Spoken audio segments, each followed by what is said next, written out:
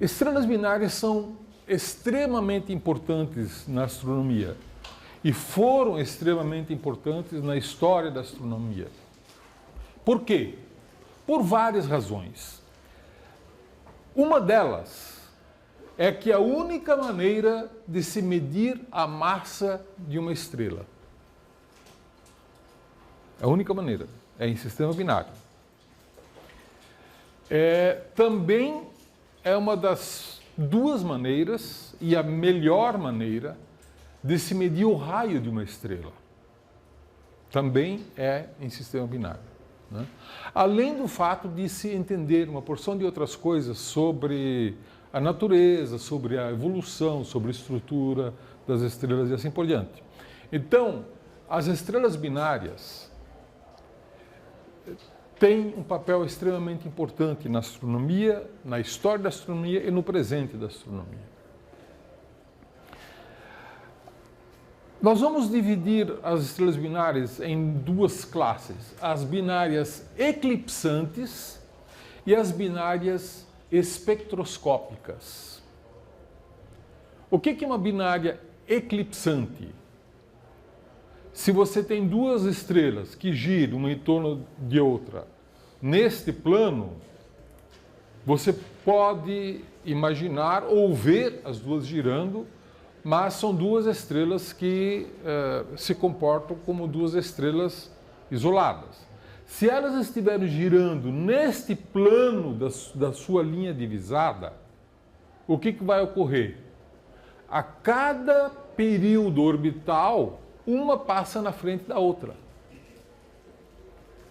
E quando uma passa na frente da outra, como vocês podem ver nessa figura, uma delas é eclipsada.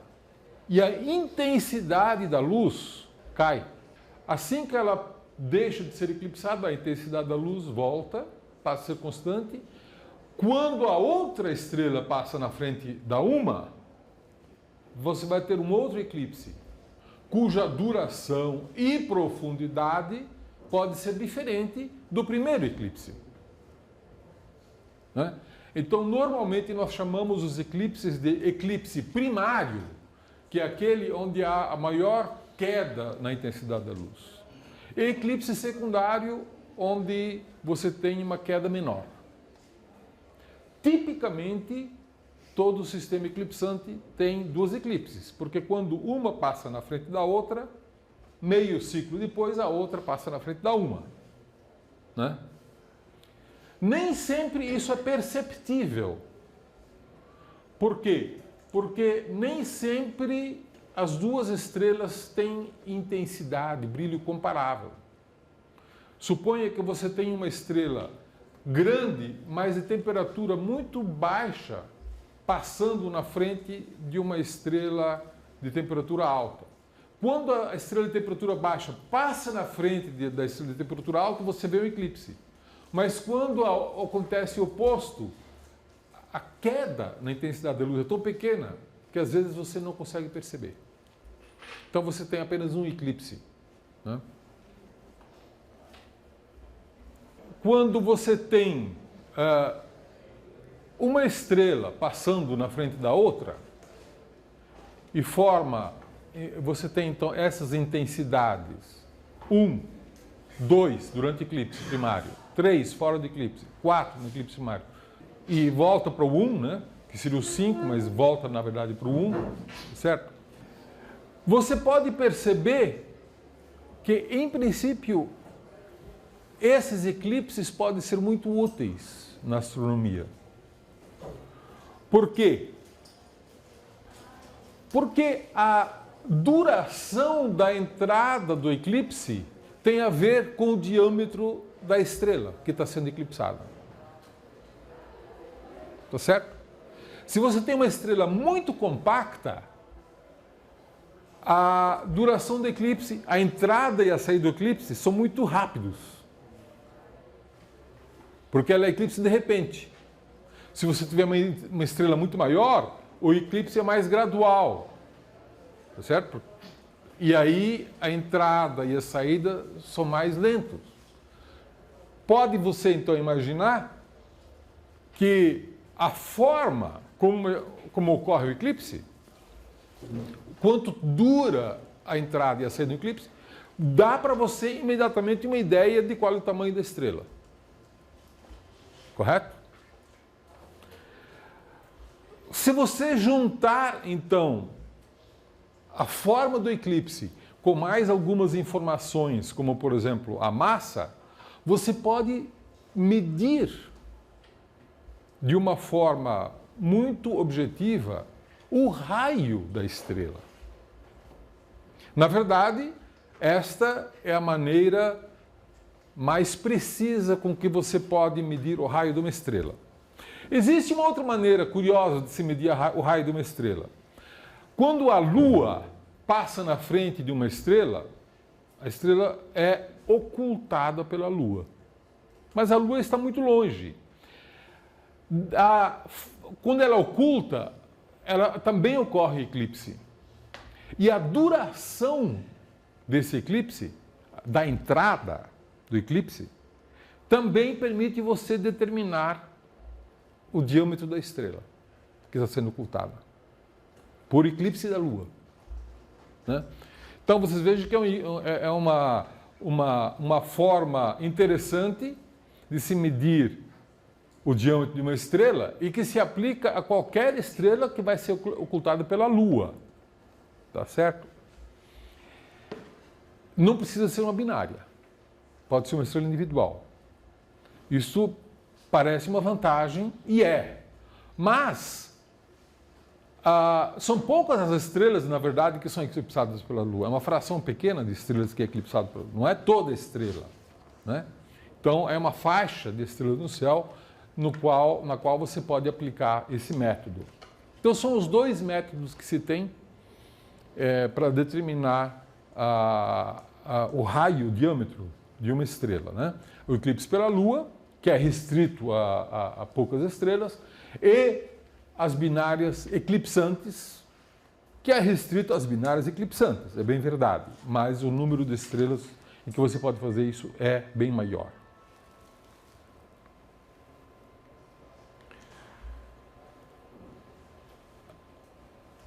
Bom, além de determinar o raio de uma estrela, o eclipse pode ajudar a você a refinar a temperatura da estrela.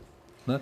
Nós já vimos que você pode medir a temperatura a partir do espectro, ou a partir do ajuste do espectro como um todo, ou a partir da classificação espectral. Né? Ou a partir, mais grosseiramente, de um índice de cor, que também te dá uma indicação. Mas se você fizer uma modelagem detalhada das binárias eclipsantes, né? Você pode, hoje em dia você tem computadores muito rápidos, muito poderosos, você pode colocar um modelo de binária, onde você coloca as propriedades de cada uma das duas estrelas e produz uma curva de luz artificial, uma curva de luz sintética. Você pode ajustar esta curva de luz sintética à curva de luz observada. E você muda os ingredientes da sua receita até que todos os detalhes da curva de luz observada são perfeitamente descritos pelo seu modelo. Somente aí você consegue, então, ter uma descrição perfeita e derivar quais foram os parâmetros de entrada que conseguiram descrever isso. Né? Então, em muitas situações, esta é uma maneira muito precisa de você refinar a temperatura e o raio, né, da estrela. Né?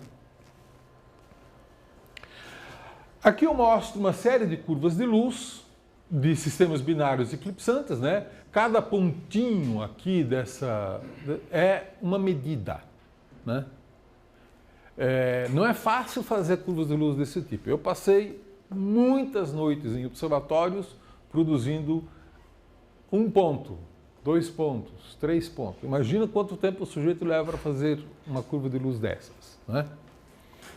E vocês veem, então, que a diversidade de formatos que existe nessas curvas de luz é muito grande.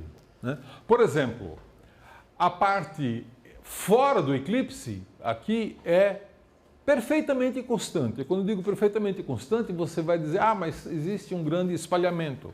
Sim, mas esse espalhamento está dentro da margem de erro das suas observações, né? Toda medida tem uma margem de erro. Correto? Não existe medida perfeita. Essas medidas também têm. Aí você tem, então, o eclipse primeiro secundário aqui, em V809 Cygni, e depois o eclipse primário, que é o mais profundo, né?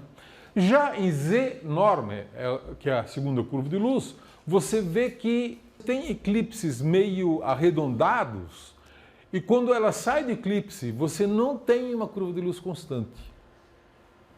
Como é que você pode imaginar um sistema de duas estrelas produzindo curvas de luz estranhas assim? Isso ocorre quando você tem duas estrelas muito próximas umas das outras, de tal maneira que uma deforma a outra. Então você tem dois elipsoides, em vez de duas esferas, você tem dois elipsoides. E dependendo de como você vê esses elipsoides, você pode ver ele com intensidade aumentando e diminuindo, mesmo fora do eclipse. E é isso que acontece aqui. O que importa aqui é vocês reconhecerem que nem todas as curvas de luz com eclipses são iguais. Existe uma grande diversidade e pela maneira como as estrelas se eclipsam, produzindo curvas de luz diferentes, você pode já classificar, muitas vezes, nem sempre, você pode classificar a estrela, né? Você pode dizer alguma coisa sobre a natureza de cada uma das duas estrelas. Ok, vamos então agora dar uma olhada nas binárias espectroscópicas. O que são binárias espectroscópicas? Vamos imaginar que você tenha duas estrelas de massa igual. Duas estrelas de massa igual têm o seu centro de massa exatamente a meio caminho entre as duas estrelas, né? O centro de massa aqui é denominado por esse mais vermelho. E as duas estrelas giram em torno do centro de massa. Muitas vezes a gente simplifica dizendo que uma estrela gira em torno da outra. Se você se imaginar morando em uma das duas estrelas, você vai ver a outra girando em torno de você. Assim como nós aqui na Terra, imaginamos que o Sol gira em torno da gente, certo? Na verdade, isso não é verdade, não ocorre. O que ocorre? A Terra gira em torno do Sol? Não, também não. O Sol e a Terra giram em torno do centro de massa, que no caso do Sol fica dentro do Sol, não é? Porque o principal corpo do sistema solar é o próprio Sol. Está muito perto do centro do Sol, mas não é o centro do Sol, né? Então, duas estrelas giram em torno do centro de massa. E mesmo quando as estrelas têm massa muito diferente, como é esse segundo caso aqui, você vê que o centro de massa está muito mais próximo da estrela de maior massa, né? Se você observar essas estrelas espectroscopicamente, você vai enxergar o quê? Que o espectro, uma linha espectral de uma das estrelas vai se deslocando por efeito Doppler, que nós já estudamos no capítulo do efeito Doppler.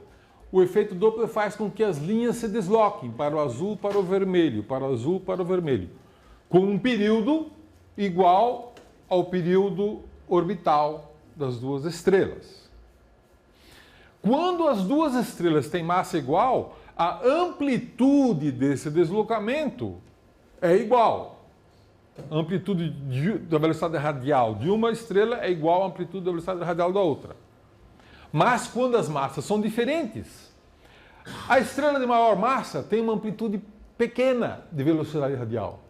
E a estrela de menor massa tem uma amplitude muito maior. Isso fica evidente quando você vê as duas estrelas dançando aí em torno do centro de massa, né? Mas existe uma relação muito simples, né?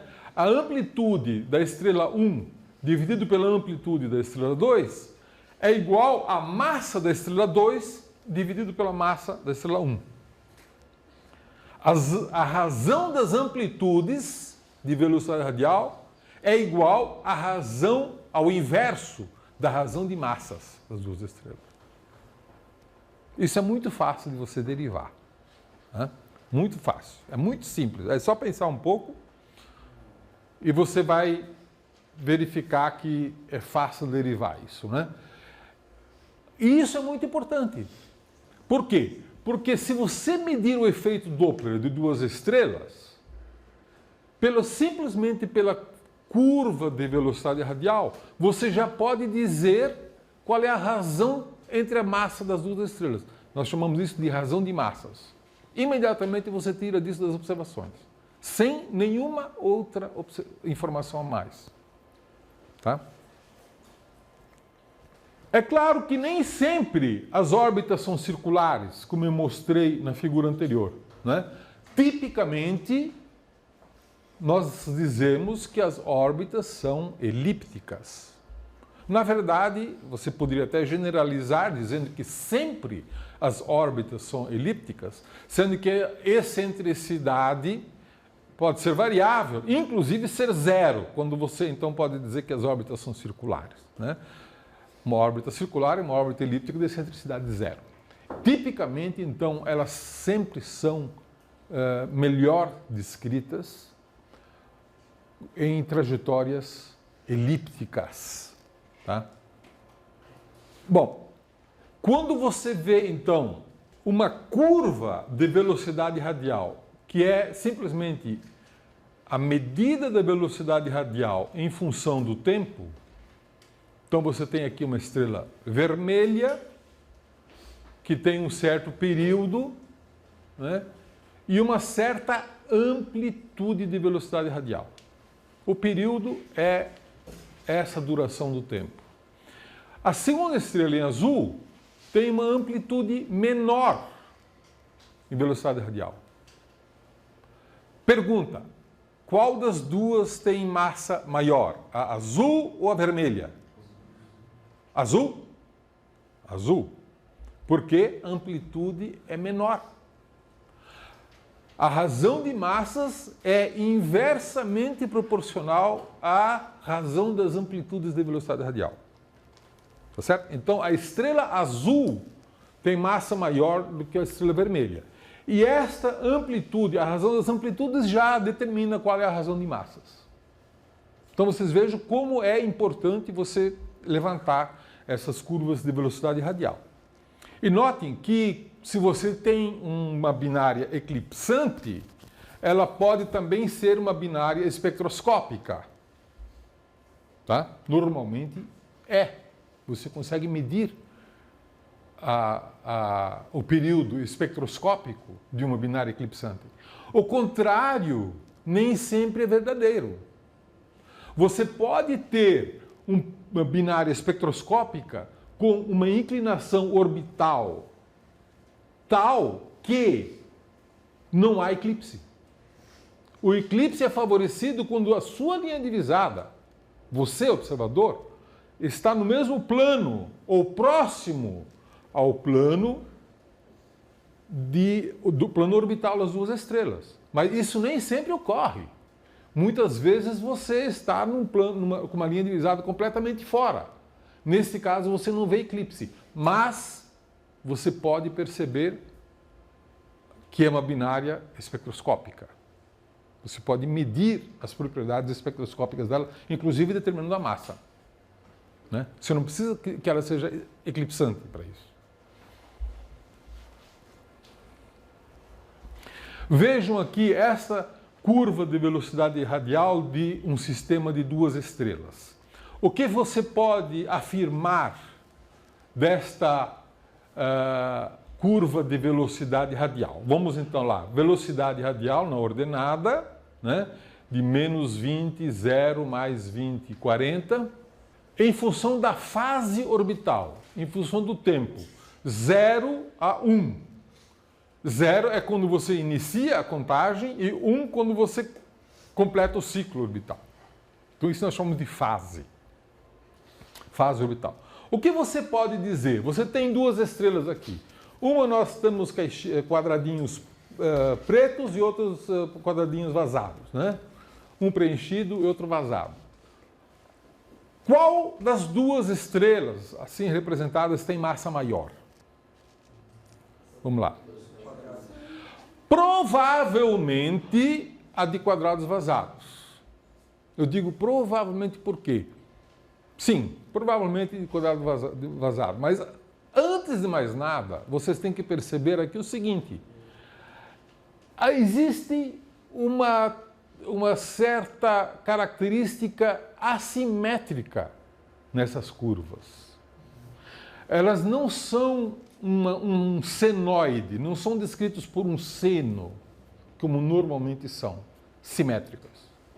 Elas são assimétricas. E por que são assimétricas? Porque as órbitas são elípticas. E quando a órbita é elíptica, ela não necessariamente, essa elipse está alinhada com o seu ângulo de visada. Ela pode assumir qualquer par de ângulos com relação à sua linha de visada. Então torna-se muito mais complexa. Tá? Então dessa curva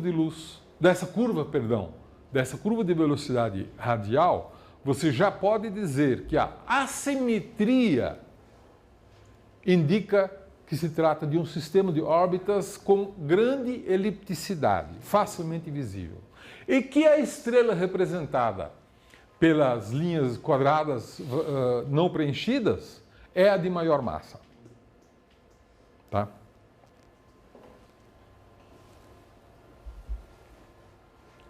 Ok.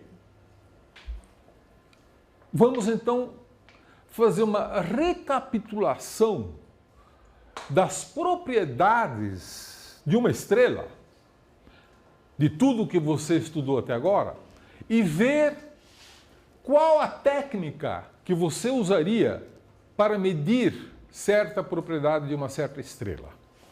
Né? Por exemplo, uma propriedade importante de uma estrela é a sua temperatura. Temperatura superficial, porque é esta que você pode medir. A temperatura do centro da estrela você não consegue medir. Você infere fazendo uma modelagem da estrutura da estrela. Né? Mas a temperatura da superfície da estrela você pode medir. Como você mede? Com que método você mede isso? Pelo espectro. Pelo tipo espectral. Nós vimos que o tipo espectral é uma forma muito precisa de você determinar a temperatura de uma estrela. É quase como a impressão digital de uma estrela. Né? Você olha a impressão digital e você é uma estrela tal. Né? Uma forma mais fácil de medir a temperatura, mais fácil porque você pode medir isso por uma grande quantidade de estrelas ao mesmo tempo, de uma maneira simples, é o índice de cor. Mas o índice de cor não é tão preciso quanto o tipo espectral. Te dá uma boa indicação, mas é um pouco menos preciso. Né? Então são as duas maneiras com que você pode medir a temperatura superficial de uma estrela. Composição química. Interessa muito você saber qual é a composição química. O quanto de cada elemento químico tem na estrela. Desde o hidrogênio até tório, urânio e assim por diante, que são os elementos químicos mais pesados. Você pode medir, em princípio, a composição química de cada um dos elementos químicos. Pode até ser zero, mas você pode dizer se é zero ou não. Né? E como você pode medir isso? Pela presença, né? Se você tem uma linha que você pode identificar com carbono, é porque tem carbono. E pela intensidade das linhas do carbono, você pode determinar qual é a quantidade de carbono que está presente. Né? E isso você pode fazer com todos os elementos químicos. Pela presença e intensidade das linhas. Né? Luminosidade é uma outra característica importante de uma estrela. Como você sabe a luminosidade de uma estrela? Você mede o fluxo aparente, através da magnitude, né? E da magnitude você deriva o fluxo, e corrige pela distância da estrela. você obtém a luminosidade. Tá? Velocidade radial. Você mede pelo efeito Doppler. Né? O efeito Doppler mede não só a velocidade radial de uma estrela simples, mas também a variação de velocidade radial que você pode, por exemplo, medir num sistema binário de estrelas. Né? A rotação de uma estrela você pode também medir? Pode. Se você tem uma estrela que gira lentamente, então todas as partes da estrela que você está observando, que estão expostas a você, estão com velocidades muito parecidas uma com as outras. E as linhas espectrais são estreitas. Agora você imagina uma estrela girando muito rapidamente. Então, numa ponta da estrela você tem emissão com alto blue shift e numa outra ponta você tem alto redshift. Significa o quê? Que as linhas são alargadas. Então, pela largura de uma linha, você pode derivar a rotação da estrela. Tá? Se a estrela está rodando em alta velocidade ou baixa velocidade. A massa. Como você pode determinar a massa de uma estrela? Pela curva de velocidade radial. Você tem que saber o período e a velocidade radial. Você pode derivar a massa. Tá? E, finalmente, o diâmetro. Existem duas maneiras. Uma é por ocultação lunar, ocultação da Lua, da nossa Lua, né? Que dá a medida do diâmetro de uma estrela, mas somente daquelas estrelas que são ocultadas pela Lua, que não são todas. Ou então, através da curva de luz e efeito Doppler de binárias eclipsantes. Né? Curva de luz, sim. Efeito Doppler, sim. Você precisa de efeito Doppler para saber a velocidade com que as estrelas estão girando. Né? A duração da entrada, mas também você precisa saber da velocidade com que ela está entrando ou não. Então você tem que também ter o efeito Doppler medido para essas estrelas para poder determinar o diâmetro delas. Né?